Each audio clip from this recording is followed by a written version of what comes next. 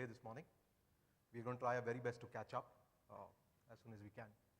I would also like to take a moment to quickly thank our sponsors, Dynadot, GoDaddy, and Connect Reseller, without whom today's event would not have been possible. I encourage you all to have a word with them. They're right here, just outside the main venue. Well, having said that, let's quickly go on to our next session. Our next keynoter probably started off with the same dreams that all of us did, to understand domain name investing, monetize it, make some money of it, make a career, make a living out of it. And the interesting part is that with his business acumen, with his ability to reach out to people and guide them, he's turned that into an organization. This gentleman, he makes it his business to monetize your business, to help you accurately evaluate and sell your digital assets, and to help you acquire new digital assets. I'm talking about no one other than Michael Bereslavsky from Domain Magnet. Please give him a large round of applause. Our overseas keynote speaker for the day. Thank you, Michael. The stage is yours. Welcome to DomainX, Michael. Apologies for the delay. Thank you. Good afternoon. I'd like to thank Gaurav and Manmeet and the organizing team for setting up such a great event. Let's give them a quick round of applause. I'm really excited because this is my first time in India, and I'm thankful for having an opportunity to meet and speak to some of the most successful entrepreneurs and domainers here. I'm also a domainer, but my main business is a little different. I buy and sell websites and online businesses. So let me tell you first about how I got started. Back in 2005, I was a poor student. I was looking for some ways to make money online. I started a few websites, and back then, getting traffic from Google was much easier. For some of you who work with SEO, you know what I mean. And as my website started to make some money from AdSense, from affiliate programs, I was looking into ways to invest the revenues. And that's how I got into domaining. I started by buying some domains. I especially liked four-letter domains. Anyone else here a fan of four-letter.com domains? Anyone? Yeah, I see there's a few people. And also, as I was buying some domain names and investing in those sort of assets, I thought, why not buy some established websites that already produce cash flow and revenue? And one of the first deals that I've made was this website in the gambling space. It was a blackjack website. I remember it was for sale for $150. That was a lot of money for me back then. And I negotiated for quite a bit. I managed to reduce the price to $120. And the website had this little flash game that you could go and play blackjack. It was really fun. It had a little bit of content. It had a few articles. And it made a little bit of money. And I thought, that's a good investment. So I bought it. I did some work on it. I didn't manage to increase it. I didn't manage to increase the revenue. And I just moved on to some other projects. And then suddenly, a year later, I received an email from a big gambling affiliate company. Hello, Michael. I noticed you have this website, and it hasn't been updated in a while. Would you like to sell it? Hell yeah, of course I would like to sell it. I didn't even remember that I had it. So I responded, hello, I haven't considered selling it, but let me know what you can offer. Because that's how you respond, right? A day has passed, and there was no response. Another day, a third day, still no reply. I was starting to get concerned. Maybe they changed their mind. Maybe they don't want to buy it anymore. And then the next day, I got a reply. Hello, Michael. We've reviewed your website and discussed it, and we can offer $3,000. And I was thinking, that's amazing. I had this website. I bought for $120, and I can now sell it for $3,000. And of course, I negotiated a little bit, and I made the deal, and I sold it. And then I started thinking, I can buy websites. I can get cash flow from the revenues. I can grow and improve them. And then sometimes I can sell them for a really good profit. And that's what I've been doing ever since, buying, selling, and managing websites and online businesses. So today I'm going to talk to you about how to buy digital assets, how to buy established websites, profitable, how to manage them, what are some things you need to know before you get started, why this is a good investment, and how to avoid some common mistakes. Now, a more recent example is a website I acquired last year for about $50,000. And this was an affiliate website making money from Amazon, from the Amazon Associates program. It had some content. It was relatively new. And so we had our team add some more articles, improve the content, add some more backlinks, work on SEO, and we managed to improve it. We managed to increase the revenue, and then we sold it 6 months later for $165,000. That's good profit. And I know you might be thinking, why did I put it in my slide? And the reason is because this was a public auction on Flipper. So you can go look it up. And most of my deals are private and have non-disclosure. So before we get into it, I'd like to see a quick show of hands. How many people here bought a website before? Not a domain name, an actual established website that was profitable and making revenue. All right, so there's a few people, great. And was it profitable? Did you make money on that purchase? All right, so some people did. I guess some did not.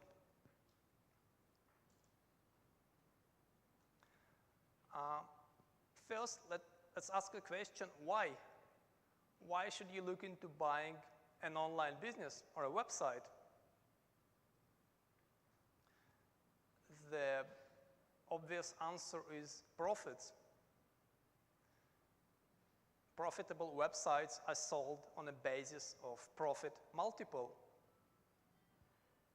And currently, the market average is somewhere around 2 to 2.5 years worth of profit.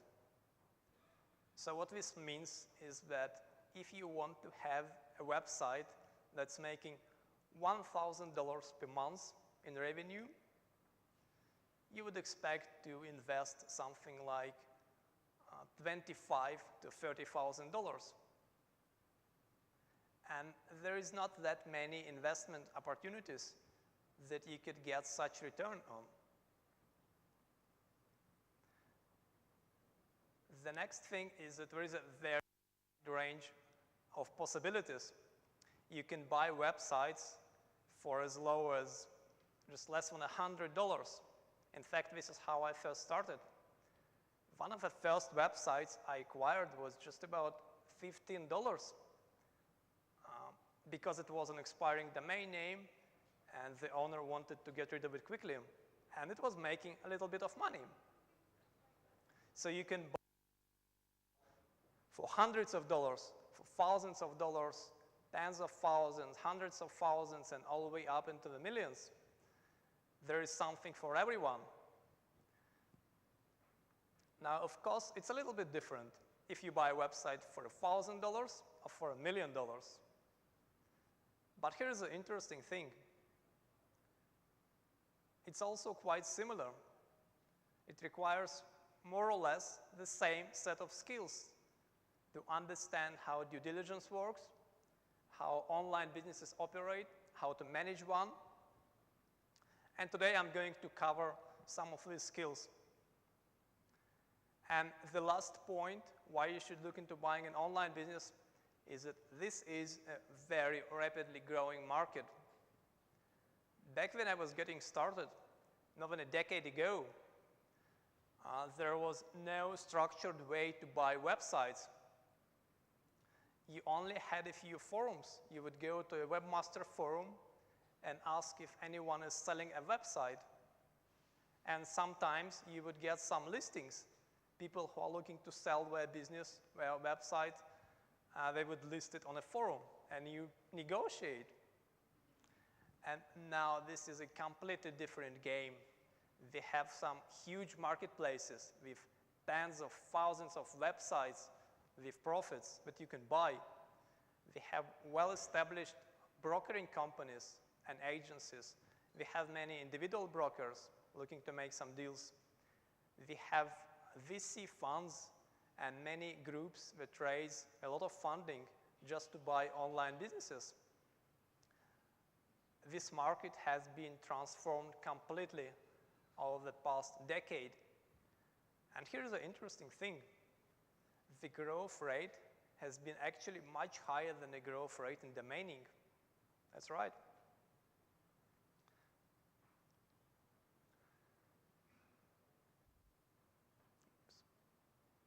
So the next question people usually ask is, how do I get started? And the biggest mistake by far that first-time buyers make is they just go into the market, they look for a website to buy, they know more or less how much they want to spend, and they just immediately start looking at deals. They see one, they see another one, a third one, and then at some point they stumble upon a deal that looks good, the numbers look good, and then they have that fear of missing out, FOMO, and the seller says, oh, I have another buyer, you have to make a quick decision, and they buy. And at first, they're excited, they are happy. They just got their first online business. But what happens very quickly is that they realize they are not ready. They don't know how to manage a website. They have to figure out how to do SEO, for example, how to do content, how to add some really good articles. They go and hire someone on a freelance website, and then it turns out it's not very good. They hire a cheap SEO agency, and what happens when you have cheap content and cheap links? It doesn't work very well, and the revenue drops. So how do you avoid that? How do you make sure that the website or an online business you purchase is going to be successful? The way to do it is to have a system. And this is the system that I use and recommend everyone. It's quite simple. First, you figure out your budget. How much money are you willing to spend to buy an online business? Maybe it's just $100. Maybe you have $10,000 or it's important to have a pretty good idea of how much you are willing to invest, and start small. Don't just go and invest all your money in one website, one business.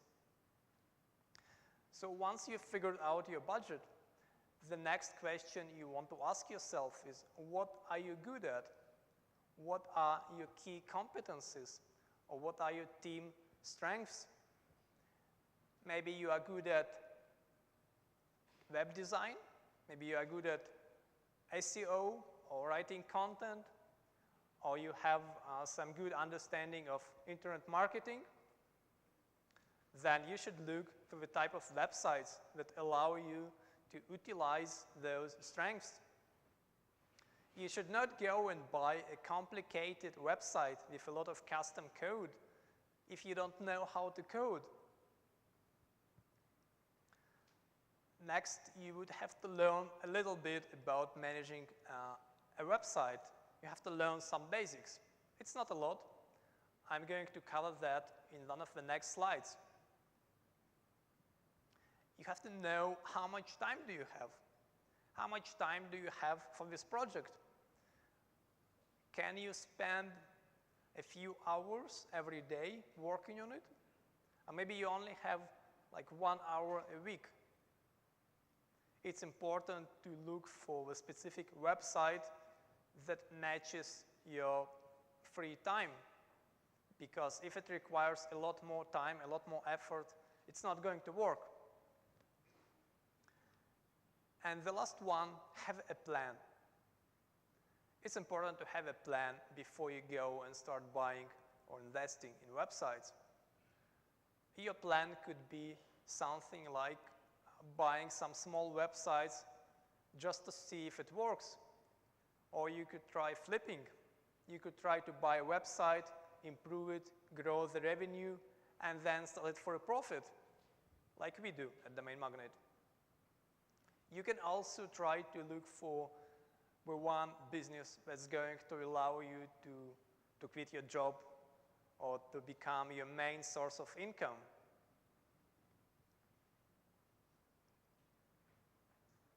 So once you have a pretty good idea on what you are looking for, the next question is, where do you go to buy a website? And the answer is quite simple. Everywhere. It doesn't matter. So we have one big marketplace, Flipper. Has anyone used Flipper before? Also for domain names. Yeah, it's big. And there are tens of thousands of websites on Flipper that you can look at. Now the benefit is that you have a lot of choice and you have websites in all ranges. And the downside is there is quite a lot of fraud. There is quite a few scams. So you have to be careful. You have to kind of understand how to review, how to do due diligence. If you have a little bit more money to spend, you can go and check website listings with brokers. There are many companies that broker websites. Empire Flippers is one of them. Domain Magnet, we do some brokering as well. We have many listings. Generally, it's for websites somewhere from $10,000 and all the way up into 5, 6 figures in price. And the benefit of that is that you would usually buy something that's already been reviewed. You buy a website that you can more or less trust that it's going to produce the revenue that you expect. You can also go and look for websites in different forums and Facebook groups. And you can also go and just ask your friends. You go to a blogging event and you just ask some people if they have blogs that they want to sell. And that's generally the best way to buy a website, if you buy it directly.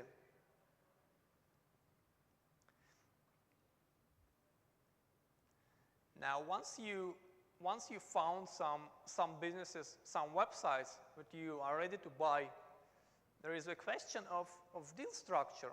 How do you do it? How do you do the transaction? Now, for smaller deals, it's usually straightforward. You pay the price, you get a website. But as you go up in range, you have to be more careful.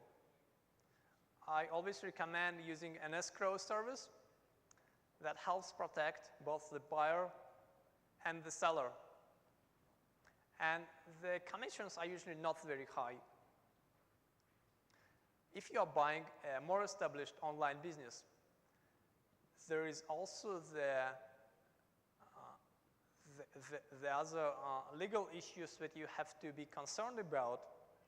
It's always good to have the seller sign a non-compete so that you know he's not going to go and create another very similar business and compete with you.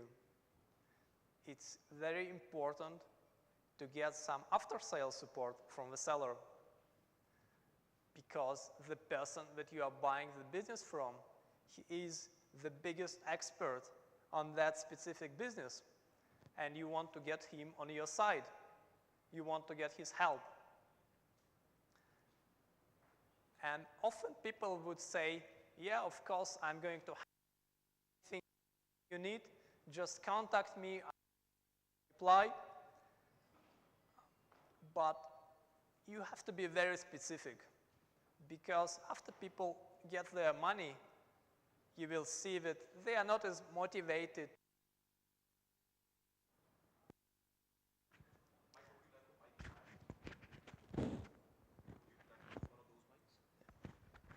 Should I take it up? That's fine, that's fine.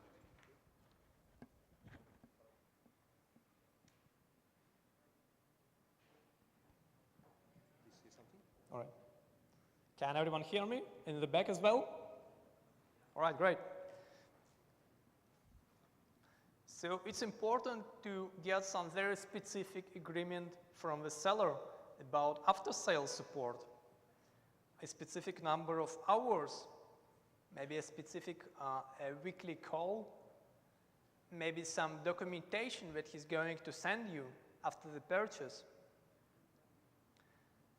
And when you buy a bigger business, generally starting from 5 figures US dollars and up, you would generally want to have a contract, and you would want to have the deal structured in a different way. You don't want to just pay everything up front. So often what happens is you would pay, for example, half the price up front, and then you would have monthly payments, or you would have several payments 6 months or 12 months later after the purchase, and they could be conditioned upon the website performance. You can also pay a percentage of revenue. What way you can be sure that if it doesn't go well, you're not going to lose a lot of money, because you only paid half so far. And this is also a great way for the seller, because if the business goes up, if the revenue increases, the seller can get paid more.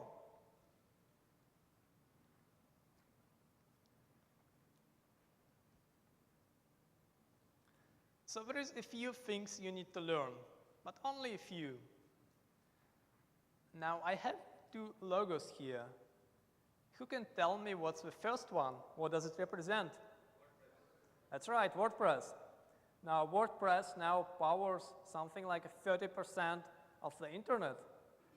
And among the websites that you are going to be buying, it's actually a lot more. So there is a very good chance that the first website you buy is going to be based on WordPress. You don't have to be an expert. You just have to know some basics, understand how it works, be comfortable with it. It only takes maybe a few hours to learn. Who knows what the second one is? That's a little more complicated. That's right, Google Analytics. Google Analytics is the industry standard when it comes to statistics software. So pretty much everyone has Google Analytics installed. And then you do your due diligence. Maybe half of all your work will be involved with looking at the Google Analytics stats. And let me tell you a little story. One time I was buying this website, and I looked at Google Analytics stats, and you know, you can see these daily numbers of traffic and visitors. And something just did not look right. I could not quite figure out what, but it just did not look right. And I've looked at so many different numbers before, so many different Google Analytics stats before, but I just had this feeling. So I started looking into it deeper and deeper. And what I realized is that the numbers were just too close together. One day, 939 visitors. The next day, 938 visitors. Day after, 935 visitors, 936 visitors. And it was like that for the whole month. And that's not how it works. Traffic usually goes a little bit up, a little bit down. During the weekend, it could be lower. During the weekday, it could be higher, or maybe the opposite, depending on the niche.